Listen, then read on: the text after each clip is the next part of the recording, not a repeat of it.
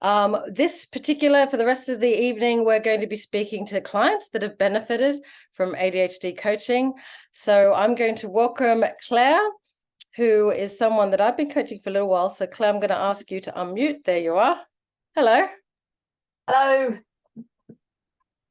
Good to see you. Thanks for having me. Yeah, so Claire, we've been coaching for a little while now, haven't we? And I just thought it'd be really beneficial for people that are looking to support their ADHD, whether they're a parent, have a kid with ADHD, whether they've got ADHD themselves, but just to get to hear from you as to how kind of coaching helped you parent with ADHD. So did you want to maybe give a bit of a background around why you came to coaching? Yes, so I have ADHD myself. I was diagnosed just at the beginning of lockdown, but I was fairly sure I had it for a few years before that. And then more recently, my daughter, who is now 18, has been diagnosed. So over the last 5 years, I guess we've all been kind of understanding ourselves a bit better, but she's been going through GCSEs and A levels and university applications and everything, and just generally adolescence and growing up. And I've been working through various changes at work and just trying to control my tendency to overwork. So yeah, so I came to coaching because I'd had CBT. It was very helpful, but most of all, I think I needed someone to hold me accountable, because I'm often setting either intentions or action plans, and just spending more time making up excuses about why wasn't getting to those actions or doing anything than I was actually doing the actions, and of course beating myself up about it at the same time. So that was really, I guess, why I wanted to try out coaching. It was something that my psychiatrist had suggested as well. Yeah, and I remember at the beginning, you're saying you're talking about beating yourself up for kind of not doing things, but actually you had the opposite problem in that you were prioritizing way too much doing, and this is what happens, isn't it, with the coaching in particular. We do forget that these are the things that we're doing. We get in our own way, but yeah, like you said, being more of the workaholic type ADHD that needs to get things done, you weren't prioritizing like space for yourselves. For instance, remember the Mondays Yeah. that you carved out to not work. But what were you doing on Mondays? Yeah, I wasn't supposed to be working, but of course I was picking up all of those odds and ends and trying to get all of those things done that I thought I should be doing, and of course were never really realistic. So I was working more than full time, despite only being supposed to be working 4 days. Yeah, we did a lot of work was around the boundaries, wasn't it? Because Absolutely. yeah, as a working parent, I mean, we've got so much on our plate, so much to do. You're trying to obviously meet the obligations at work, but then at home, particularly with children with ADHD and their needs, like how do you meet everyone's needs as well as your own?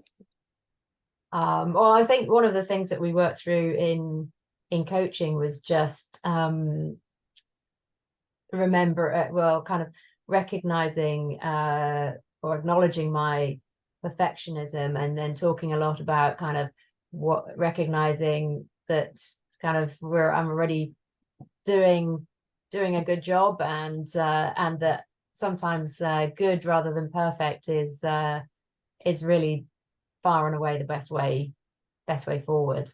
So that Yeah. was but you're absolutely right in terms of setting boundaries. That was kind of top of my list of kind of one of the issues that I had when I came to coaching. Yeah, I mean, I don't know, in terms of the progress you made and kind of how your balance shifted through coaching, like the things that you started to be able to do. Did you want to maybe share, in terms of at the beginning versus, all the things that you started to be able to do for yourself? Yeah, so when I first came to coaching, I remember the first couple of sessions being quite emotional, just because I was very much still kind of beating myself up, uh, and so it was a case of breaking things down to understand the issues, and then step by step start. I think probably one of the biggest steps was just you helping me recognize kind of just how much I was doing, because as you alluded to, I thought I wasn't kind of getting through everything I should be, and so we took away the word should, and then just got a bit more realistic and deliberate, and really celebrated the achievements and everything that I was being able to accomplish, whether that was kind of sticking to a plan for half a day or a day, or some of the bigger things that I wanted to do, but starting small and breaking down those bigger things into small steps, and certainly the as I said earlier, the accountability was a big check. But I remember kind of starting sessions sometimes and saying, right, I said, oh, I haven't done this or I haven't done that, and you're like, hey, whoa, let's just look at what you have done and what have you managed to do yourself, as well as at work or for the family. And that's something that's really changed over the last since I started coaching, really, is getting that balance a bit a lot better. Yeah, like setting intention, wasn't it? So at the beginning of the year, we got kind of really clear about how you wanted to end the year. And then from there, we were able to kind of identify the themes. Yeah. What are the themes of this year? I think there were only 3, weren't there? And it's much easier to kind of hook onto. So what effect, how would you say that doing that, how did that shift your focus? That really helped, because it helped with prioritization. Kind of was what I was thinking of doing aligned with my goals, and my focus. It helped with breaking kind of creating monthly goals out of for each month, and then breaking those down into a few kind of realistic actions. So it all just fell into place, and so there was much. I found it that I was not having to think nearly so hard and go round and round in circles about what I should be doing, and it was much easier just to make a decision. Yeah, so it very much, would you say it reduces overwhelm and anxiety? Yes, all of those things, definitely. Yeah. And it's also with the coaching sessions, it was hugely useful to have you as a sounding board as well, because kind of some of the time I could recognize myself what was realistic, but other times I needed that reality check. But it's sitting here by myself thinking about what I might want to do or might want to achieve, or even just putting together an action plan. I don't know, it was just a much easier conversation, a much easier process to talk it through with you. And kind of, you were very good at asking kind of the whys, and well, is that consistent with the focus and goals, and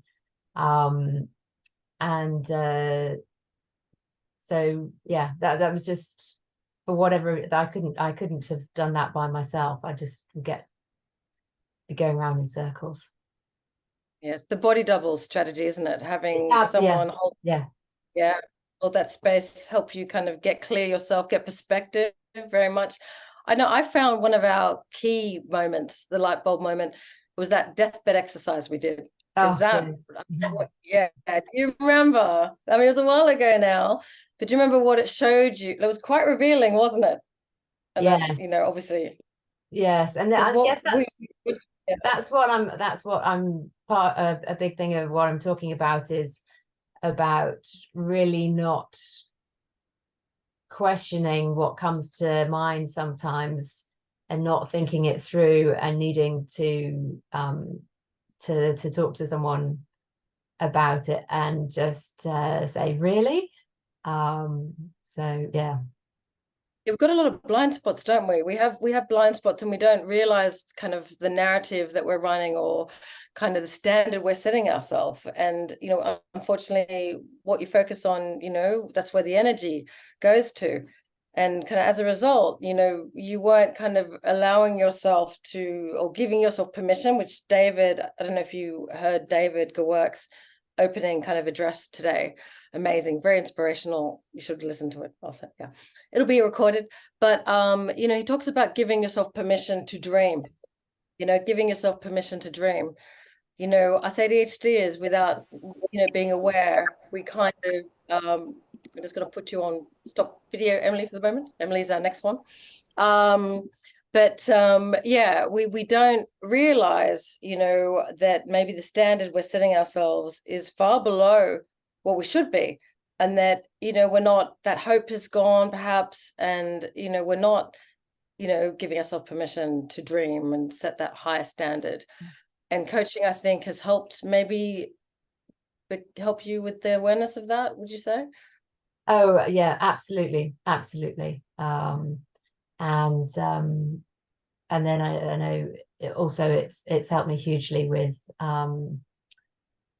with just my interactions with my daughter as well. So because certainly times that I was getting quite frustrated, because I was just repeating the same thing of doing things the same way, and therefore getting the same results. So yeah, that do the same thing, get the same result, that us ADHDers are notorious at doing. And what did we do in coaching that kind of helped with the parenting of a young person with ADHD?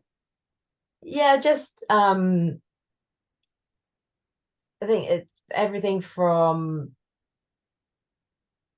uh asking her questions. So I mean, obviously I'm not a qualified coach, but I've been through the coaching process, so it's very much adopting a more coaching type approach in my interactions with her, rather than trying to solve things for her, but helping her to come to her own decisions, and kind of recognizing when she's repeating my behaviors, and seeing some of what I perceive as my foibles, I guess, reflected back to me, I was finding quite difficult. And so to be able to discuss that was really helpful. And again, just a couple of things to try, different approaches, more than anything else. And yeah, so step by step, that's really helped. Yeah, what I thought was great was when I heard, when we were talking about how to approach your daughter, when you started kind of using what you'd learned in coaching as well, the things that we were doing in coaching, like with the planning, getting her clear, you started being able to do that with her, I Yeah. saw. Yes. And of course, being a teenage girl, she loves all of the planners and things like that. So that went down quite well. Yeah, it's the problem is kind of consistently using those things. I bet Yes. you had to go through quite to keep her interested, right? Yes, Yeah. yeah, but if they're attractive, it's easier. Yeah, the magpie effect. So you were able to, I mean, from what I've seen, I mean, you've definitely gone from strength to strength in terms of, your own kind of management role, but also getting clear about what you actually wanted, in terms of future career, and also in terms of advocating for yourself, but then also carving out space and prioritizing joy. I mean, you've been, taking those holidays, you're playing hockey, Yeah. you started the piano. How's the piano going? Oh, I haven't practiced for a few days because I've been on holiday, so I need to Well, there you get go. back into that I habit. know. No, it's great. Really enjoying it. Yeah. I mean, Yeah. it's amazing. It's amazing what what you've been able to carve out for yourself through coaching, because very much the narrative when you first came was all about how do I kind of be even more productive, like it was quite brutal and this is common for all ADHDs, the very much the method was the goal for you. Yeah. I need to get better at time, this is all I need to do. This is my goal. And it was about, well, hang on, let's step back a bit, and look at, well, what do you really want? What lights you up? What, how do you want to enjoy life? And you were able to shift from that place of kind of work, need to, well, hang on. Yeah, what is it that I want, that I enjoy? And you've been doing it. And you took a sabbatical, didn't you? Yes, yeah, so that's coming to an end this week, but that's Ooh, been no, it's been fantastic, but I'm not sure that without coaching it would even have crossed my mind probably um to think, well, yeah, I need to take this time and prioritize the family, but also do some things for myself. Um, Whereas previously, it's coaching's really helped me take that step back and be able to switch from a kind of vicious circle, downward spiral, to a kind of virtuous circle and kind of stepping forward. yeah. I mean, I don't know. I think you've done amazingly. It's great to see. So you're going back to work, and so you're back to work soon. Wednesday. Wow. But how was your time off? Like, what are Oh, you taking? just fantastic, and I've appreciated it, just being able to slow down, cut back on the multitasking, take time for myself, feel like I've been truly present for the kids while they were doing GCSEs and A levels this summer. Be around to support my daughter through results and clearing and gap year and stuff like that. And so it's just felt absolutely like the right thing, and I'm kind of going back to work more positive, with a lot more energy, and kind of really committed to carrying on setting those boundaries and trying to perpetuate all the good things that have been going on during the sabbatical. Yeah, no, well done. I mean, it's the hardest thing, to be able to, make that choice. Because as you said, quite often, we get those blinkers on and then we don't feel like we have a choice. But you are able to take those off, and you're living kind of more purposefully, meaningfully, Yeah. and prioritizing what's truly important to you, which was your family at a time that, won't come around again. Yeah. So you made that Yeah. choice, and look at where you are for it, and you're going back to work's still there. So no, well done. I think you've and obviously we'll get back in touch again if in the next chapter of the workplace. It'll be good to see what's going on there. Yeah, no, looking forward to it. Thank you. Thank you so much, Claire. Thank you. I'll see you soon. I'll catch up with you soon.